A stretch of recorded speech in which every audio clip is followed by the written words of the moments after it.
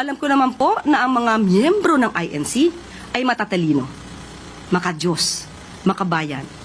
So alam po nila kung sino nagsisinungaling at alam po nila kung sino ang tunay na nagtatrabaho para sa bayan. Bato, bato sa langit, ang tamaan, huwag magalit. Ang Rally for Transparency raw ng INC ay isang destabilization effort ng kapatiran para pabagsakin ang rehimen ni PBBM. Siyempre, ang mga nagsasabi niyan ay yung mga kakampi ng administrasyon na ewan kung ano ang agenda sa pagpupost sa social media ng masyadong halatang paninira sa gagawing rally ng Iglesia ni Cristo.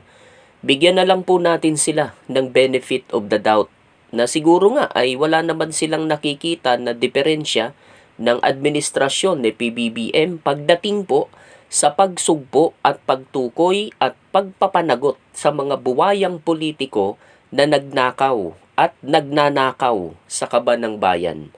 Baka hindi yon nakikita ng mga ito at ang kabaliktaran ang nalalaman nila. Baka hindi totoo itong nakikita nyo na survey ng SWS na naniniwala ang higit na nakararaming Filipino na talamak ang korupsyon sa Pilipinas ngayon. Nagkaroon po ng survey ang SWS. Ito po, ibahagi na natin sa inyo. Umaabot daw po ng, ganito na ba katindi, no? Ganito talaga ang epekto sa taong bayan. Mantakin nyo, umaabot na raw po sa 84% ang naniniwalang talamak na po talaga ang korupsyon sa pamahalaan. Sa pinakabagong datos po ng Social Weather Station na sinagawa po sa mga taga-National Capital Region, Bulacan, Cavite, Laguna at Rizal, ang naniniwalang napakarami, mga kababayan, napakarami ang korupsyon sa pamahalaan. Gaano karami ang korupsyon sa gobyerno? Pinapili po ang mga kalahok ng wala, kaunti, medyo marami, at napakarami. 84% po mga kababayan, 84% nagsabing napakarami. 77% ng mga respondents sa Mega Manila ang naniniwalang mas laganap ang korupsyon ngayon kumpara noong nakalipas na 3 taon. Baka hindi nila alam yan. Baka hindi nila nabalitaan yan. Baka ang nakikita nila ay transparent ang ginagawang investigasyon laban sa korupsyon o kaya naman ay hindi naman sila apektado ng kawalang hiyaan sa gobyerno.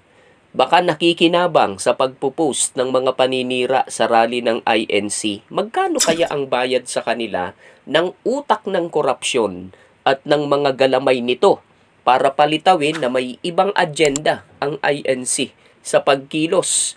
Na yun nga, na kunwari ay rally for transparency pero sa likod nito ay palalayasin pala sa pwesto si PBBM at itatapon sa purgatorio ang administrasyon niya. Sabi ng palasyo ay hindi raw sila natatakot o nababahala sa rally ng INC. Pero kung ano-ano ang komento ng mga galamay nito laban sa INC, kesyo 3K raw, 3,000 raw ang ibabayad ng INC sa kapatirang dadalo at sa bawat sasama sa rally. Sa kapatiran po, mag-ingat po tayo. Halos nakikinita-kita ko na magtatanim ang mga taong yan ng kunwari ay kasama sa rally at sisigaw na sila ay binayaran ng INC. Bantayan po natin ang mga ganyan. Mag-i-interview sila gamit ang bias na media ng mga ganyan ang sasabihin. Matalino po at magpupumilit si Satanas na i-infiltrate ang rally at sisirain ang reputasyon nito. Baluktutin ang tuwid at pagmukhaing tuwid ang baluktot. Parang yung nasa berso na yan, di po ba? Yung gawain at estilo ng mga baliktad ang isip. Kawawa kayo, mga baliktad ang isip. Ang mabuting gawa ay minamasama. Ang minamabuti naman, iyong masama. Ang kaliwanagay ginagawang kadiliman at ang kadilimay itinuturing na kaliwanagan. Sa lasang mapait, ang sabi matamis. Sa lasang matamis, ang sabi mapait. Kawawa rin kayo, mga nag-aakalang kayo'y marurunong at matatalino sa inyong sariling palagay. Gawain po yan nung mga talunan, mga duwag, at guilty sa kasalanang pagnanakaw sa bayan. Takot mawala sa pwesto, takot mawalan ng bilyong kabuhayan. Patunayan nating baliktad ang isip ng mga taong ito.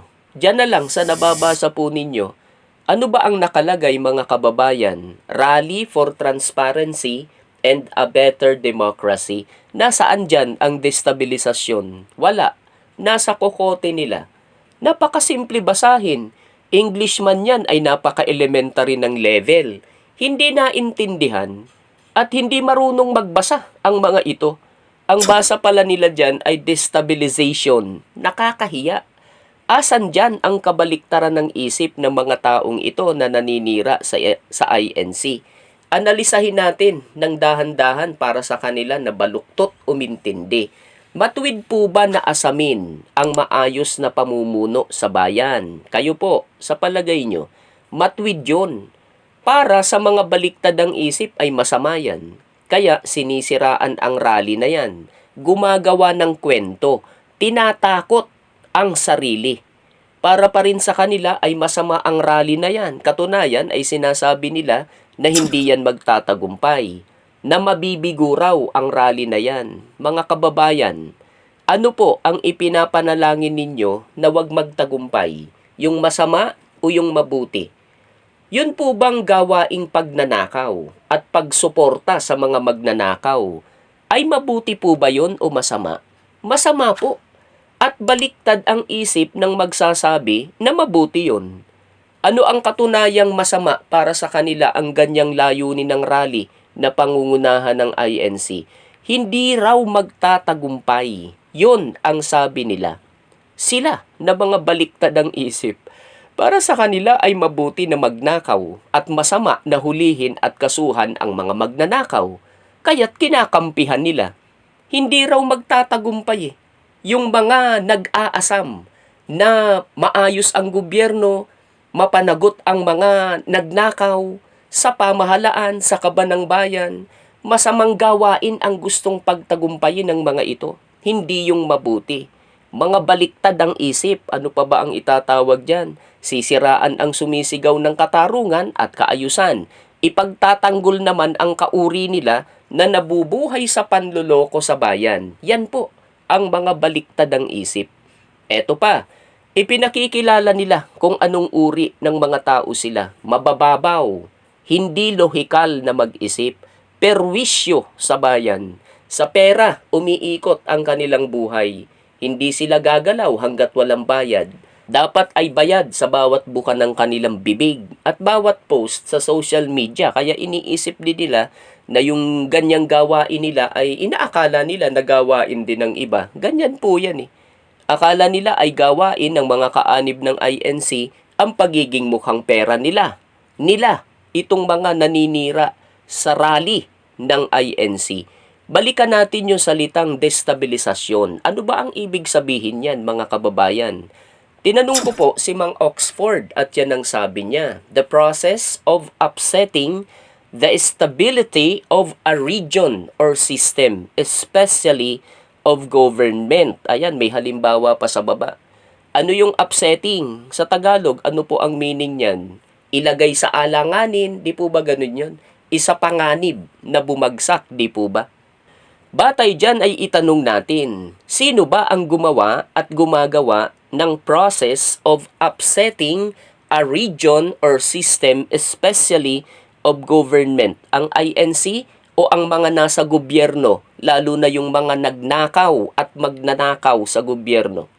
Sino ba ang iniimbestigahan ngayon na may kinalaman sa flood control project anomalies?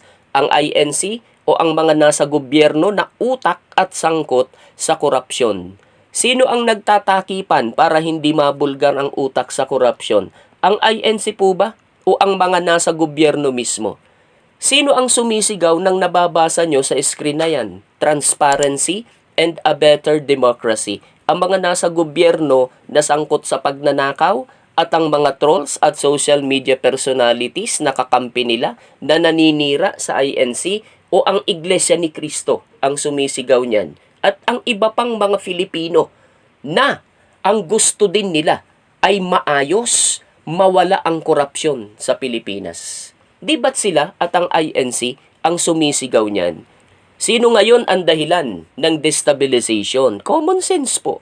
Sila na mga magnanakaw sa gobyerno at yung mga nagtatakip sa kanila na wag silang mabulgar at yung mga nagpo-post ng kung ano-ano sa social media laban sa naghahangad ng kaayusan sa pamamalakad ng gobyerno gaya ng INC. Bakit INC raw ang nagde-destabilize? Ano ang lohikal na kaisipan? Wala po. Baliktad ang isip ng mga nagsasabi ng ganyan. Senseless ang sinasabi. Maraming nagrarally, kabi-kabila, pero bakit ang INC ang inuupakan? Ito ang sagot, mga kababayan. Huwag na nating paligoy-liguyin ba. Iyan ang rally na ayaw nilang mangyari. Pero wala na silang magagawa. Kasado na po ang rally. Handa na ang kapatiran. Wala ka ng marent na kwarto at hotel sa Maynila at sa mga kalapit na lugar. Okupado na ng kapatiran. Ito ang rally na solido. May iisang layunin, may iisang galaw. Higit po sa lahat, ito ang rally na makikialam ang langit dahil ipinanalangin po ito ng iglesia sa pagsamba, sa tahanan, sa hanap buhay, sa paaralan, sa katuwaan, at sa kalungkutan. Sa hindi po nakaaalam, ang panalangin ng INC ay maging maayos ang lahat, maging matahimik, maligtas ang lahat sa anumang hindi mabuting pangyayari, na makapag-isip-isip ang gobyerno natin na gawin ang nararapat sa pagpapanagot sa mga nagkasala sa bayan, na magkaisa ang mga Filipino para sa kapakanan ng mahal nating bayan. Hindi ko makita kung nasaan dyan ang destabilisasyon laban sa gobyerno ni PBBM. Nasaan dyan yung paaalisin daw sa pwesto si PBBM at ang sino man sa gobyerno? Nasaan yun? Nasa guni-guni ng mga guilty sa pagnanakaw at nasa kanilang mga bayaran na ginagamit ang social media para siraan ang INC. Eto naman ang tanong ko sa mga taong ito. Una, hanggang kailan nyo yan gagawin? Kapag huli na ang lahat? Kapag lugmok na ang bayan? Pangalawa, paano kung madamay kayo sa nakalagay sa berso na yan ng Biblia? Dahil nakikinabang kayo sa pagnanakaw ng mga yan. Ano ang gagawin nyo? Ang Diyos ang nagsasalita dyan at siya mismo ang magpapasuka sa mga magnanakaw na kauri ng mga yan. Mga kababayan, hindi po usapin ng relihiyon ang rally na yan ng INC. Ang bansa po natin ang nakataya. Ang kinabukasan ng mga darating na henerasyon, kailan tayo kikilos? Kailan tayo magpapakatapang na kontrahin ang mali, gaano man ka-powerful ang nagpapairal niyan? Tama si Mac Trevroluta. Nakikita po ba ninyo? Tayong mga Pilipino, anuman ang relihiyon mo na nagbabayad ng buwis, ang dapat magkaisa laban sa mga pinuno at namumuno na ninanakaw ang ating buwis. Magkaisa rin tayo na labanan ang mga tumatanggap ng suhol para pagtakpan at ipagtanggol ang mga pinuno at namumuno na nagnanakaw ng ating buwis. May mababasa ba kayo dyan na destabilisasyon? Libang hindi kayo marunong magbasa at baliktad ang isip nyo. Si Arnold Mendoza de Leon, maganda rin ang punto niya eh. Karapatan ng bawat mamamayang Pilipino ang magpahayag ng kanyang saloobin. Sama-sama po tayong labanan ang korupsyon at mapanagot ang may sala. Yan po ang punto at yan ang layunin ng rally ng INC at ng iba pa. Ganyan din ang punto ni Carlos Quintana Jr. Bilang mamamayan ng bansang Pilipinas, karapatan ng sinuman ang magpahayag ng saloobin. Lalo na at nakikita natin ang mga korupsyon at katiwalian sa Marcos administration. Dagdag tinig lang po kami. Walang destabilisasyon sa pagpapahayag ng saloobin. Lalo nga't may nakikita tayong mali, yan ang tinig ng mga mamamayan. Huwag sanang haluan ng malisya ng mga malisyoso. Sus Mariusip Giliw. At tama rin si Aling Claire ng Malacanang nung sinabi niya na alam ng mga kaanib sa INC kung sino ang nagsisinungaling at sino ang nagtatrabaho para sa bayan.